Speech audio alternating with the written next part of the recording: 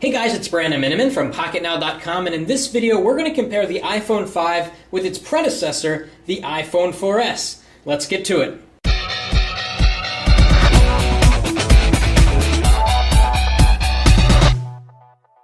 Okay, so lots to talk about here, and we're going to start with hardware. We're going to talk about specs, screen, speed of the device, how fast they are browsing the web, and also battery life. So let's talk about hardware first.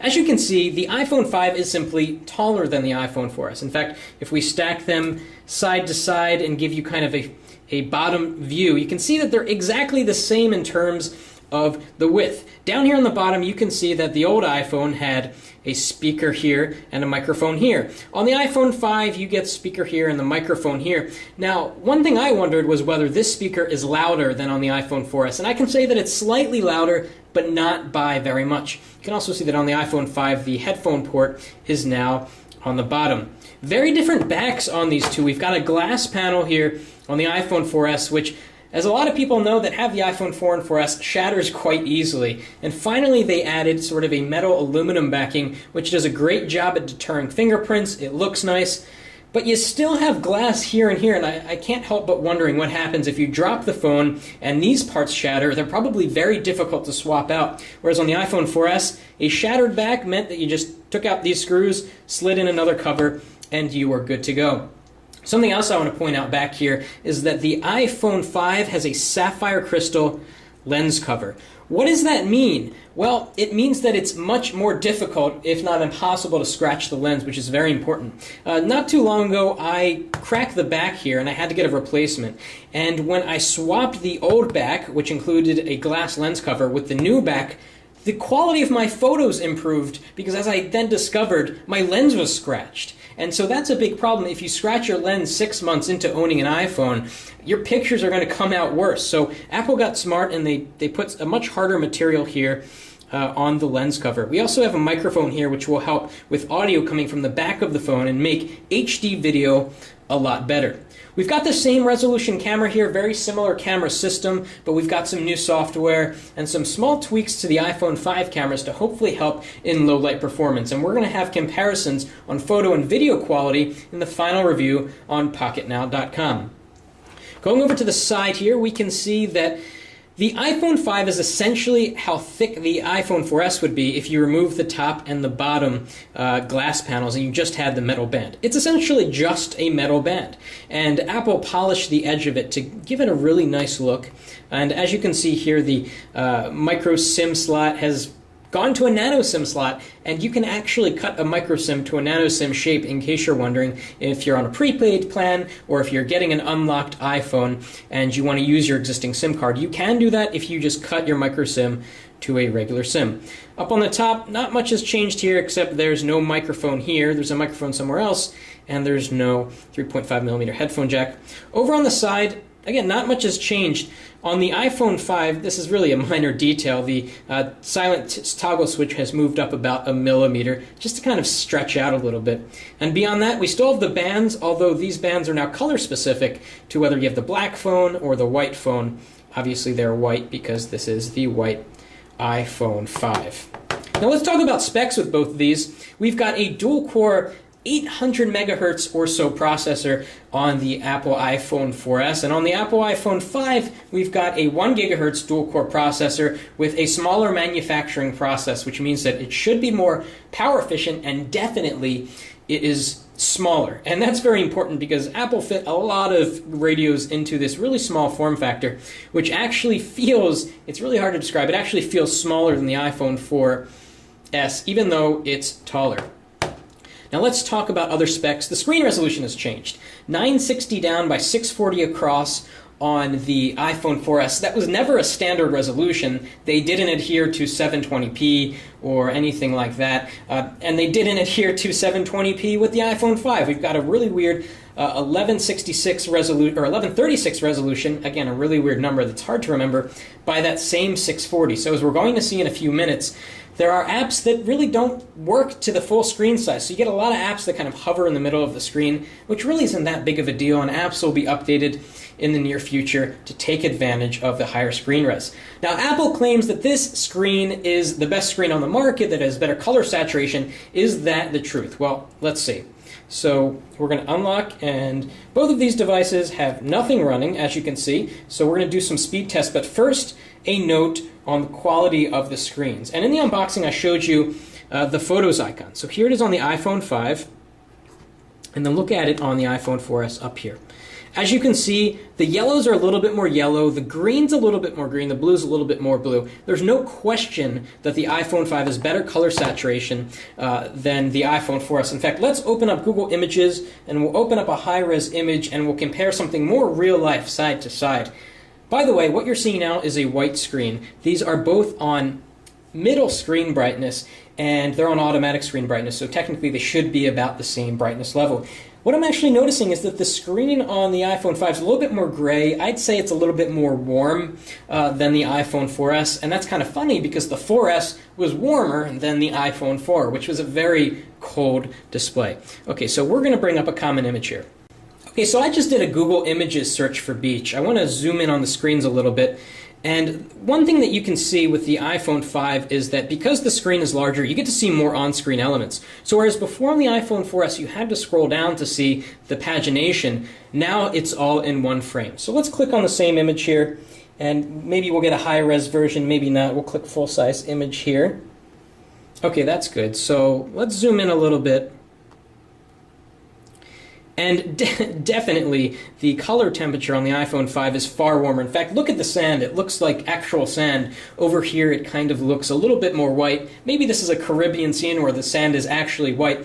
But it just seems like the color saturation is better. The sky here is kind of a turquoise-ish blue. Here it's more of a deep blue. And let's go back and click on a different image. Let's go to this one with the palm tree. That's nice. Get some green in there. We're going to go into landscape on both of these so we get that full screen view. Interestingly, the iPhone 5 is really taking its time on this particular image. We're going to do web browsing speed tests in a moment, but right there it kind of failed. So here's what it looks like. Here's what a palm tree looks like. We can zoom in and see kind of the different details in the leaves. And again, very different color saturation here, a lot darker here on the iPhone 5. Some may prefer the cooler temperature of the iPhone 4S, and some might like the warmer tone of the iPhone 5, which is probably a little bit more true to life. Okay, now let's see which of these devices is faster. Obviously the iPhone 5 is going to be faster, but let's see to what degree. We're going to open up Facebook at the exact same time, which actually was faster on the 4S, which has been optimized, by the way, to fill the entire screen, unlike some of the other apps that you're going to see. Now, Apple has encouraged developers to take advantage of the taller screen by adding more stuff instead of just by making the screen longer. As you can see, Facebook didn't follow that, and they just sort of made the screen longer, which I guess works well in an app like that. Let's jump back to the home screen. Okay, let's launch the camera now. Okay, significantly faster on the iPhone 5, and you can see that Apple took better advantage of the screen space by making the shutter button kind of the same size as you would get here on the same size as the home button, which is interesting. A lot of people now are using the plus button, the camera plus button, to take the photo, but it's nice that for those that like to use the on-screen controls, it's a little bit bigger in the iPhone 5. Okay, now let's test Siri. What's the weather going to be tomorrow? iPhone 4S is ahead. Don't forget your raincoat. Okay, the iPhone 5 sprung ahead a little bit faster. Let's do something else with Siri. What's 4 times 3 divided by 3?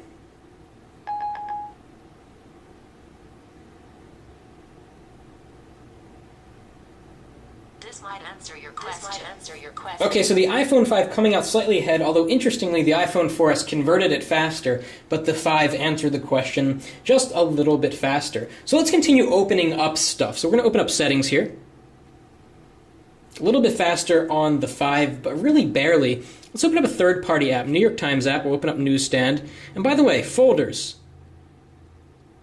Open up slightly slightly faster on the iPhone 5, but they still haven't changed that, and that's kind of unfortunate. And Android folders open just so fast, it's awesome. In iOS, it's always been that little slowness. So we're going to tap on New York Times here, have it open. This has been optimized for the full screen size. This opened a lot quicker than the iPhone 4S.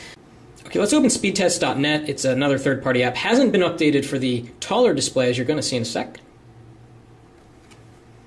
Well, identical. And as you can see, this is what happens in the iPhone 5 when it's not optimized. You get black bars. It's not that big of a deal. Some people say you should get the black iPhone because it's less apparent. I don't really notice the difference. I kind of wish that Apple had brought this to the bottom, though, so it's closer to the bottom of the phone, so when you're typing, it's more comfortable. Now let's do a Wi-Fi test. Over the same exact Wi-Fi network, we'll be kind of competing with each other. Okay, faster ping on the 4S, faster download on the 4S, faster upload on the 5. So that was interesting. Really inconclusive there. And finally, let's open another third-party app. Let's just open the Apple Store. You know, Apple should tell their own developers to optimize for the new iPhone 5s, because this is not yet, and it's the most up-to-date. Okay, now let's do the all-important web browsing speed test. We'll launch Safari, see which opens faster. About the same there. We're going to go into Favorites. Favorites opened about the same. We're going to go to Pocket Now. And iPhone 5 got there a little bit faster, not by much. Scroll to the bottom, go to the desktop site here. Something a little bit more intense, if I can get it at the same time. Oops, it's not so easy.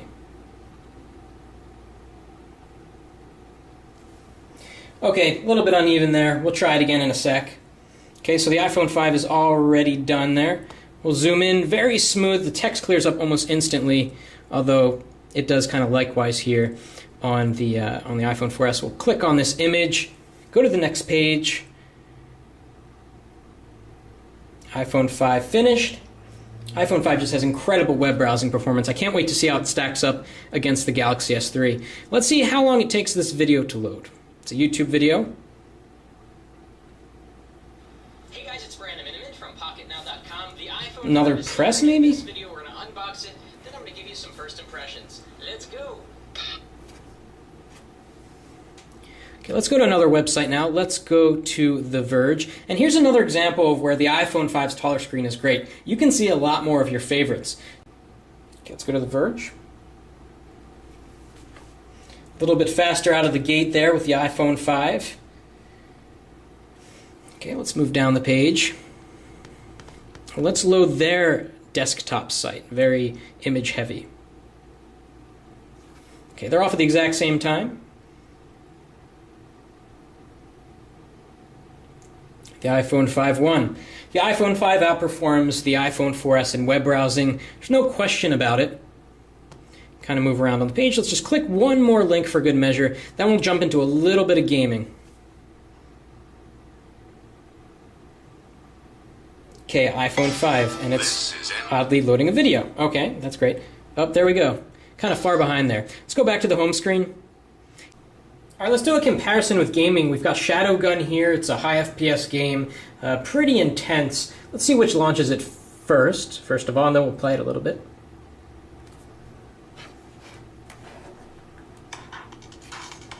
Okay, iPhone 5's a little ahead. I don't want to deal with this Game Center stuff. Yes, sign out. And as you can see, Shadowgun has not been optimized for the higher res display. So we're going to play it just as if it were an iPhone 4S, which I guess was good because it's keeping the playing field a little bit more equal here. So we're going to hit play at the same time. That was exactly the same, and Shadowgun original game. Keep it easy. Alright, iPhone 5 slightly ahead there, but barely. Loading. Let's see if we can tell the difference in graphics. Damn it, that didn't go well. John, are you there? Yeah, I am. Modules. Much, much, much faster load times here. We're still waiting here on the iPhone 4S. Initiate scanning sequence. We are reading res. Okay, since the iPhone 5 finished first, let's play with that a little bit. So let's try to get in close on some texture. So we can see sort of the ground, and let's look at some light. See if there's really any difference. Very nice graphics. Okay, let's take out the iPhone 4. See if we can notice any difference. Do the same thing. We'll kind of go over here. I'm not too good at this game. You know, it's really difficult to tell the difference here. They both look really good, and I don't even think I'm in the same spot. I'm actually kind of confused. Oh, I want to be over here. Here we go. Kind of bad at this game. So let's see what the sun looks like. Get the same flares. Let's turn around and look at that fire. Same kind of thing, and we're kind of in the same area here. What is noticeable, though, is that the fire is redder and more orange on the iPhone 5 compared to the iPhone 4S. And finally, we have some app updates here. Let's see which of these devices installs app updates faster. I hate waiting for apps to install. Let's see if there's any difference between the two. Hopefully, they won't ask me for a password. Okay, good. Okay, you can see the progress bar is much further ahead here. It hasn't even begun. There it's starting on the 4S. And as you can see, it simultaneously started podcasts before Yelp was finished. And that's really interesting about the iPhone 5. It installs multiple apps at a time, whereas the iPhone 4S only does one or two at a time. So podcast is almost done here, and it's done. So app installations are so much faster on the iPhone 5, which is a nice little touch. And what about battery life? Well, it's too early to tell. We're going to take this out and use it in the real world. But what we can tell you is that while filming this video, both of these devices have gone down by 6%. They've both gone down the same amount. We've been doing the exact same thing to both of them. So maybe that's an indication that the battery life is about as good. Maybe it's a little bit better. Hopefully it is a little bit better. So hopefully you enjoyed this comparison of the iPhone 5 and the iPhone 4S. The iPhone 5 is definitely faster, generally speaking, installing applications, browsing the web, launching most apps, although in some cases the iPhone 4S keeps up just fine, which is a testament to how pretty good the iPhone 4S still is. The hardware is really night and day. You no longer get that annoying glass panel, and it just looks so much more mature and elegant with this metal backing and the thinner design and the polished edges. Just a really nice package. Anyway, if you like this video, please give us a thumbs up, and thanks for watching. That's it for now.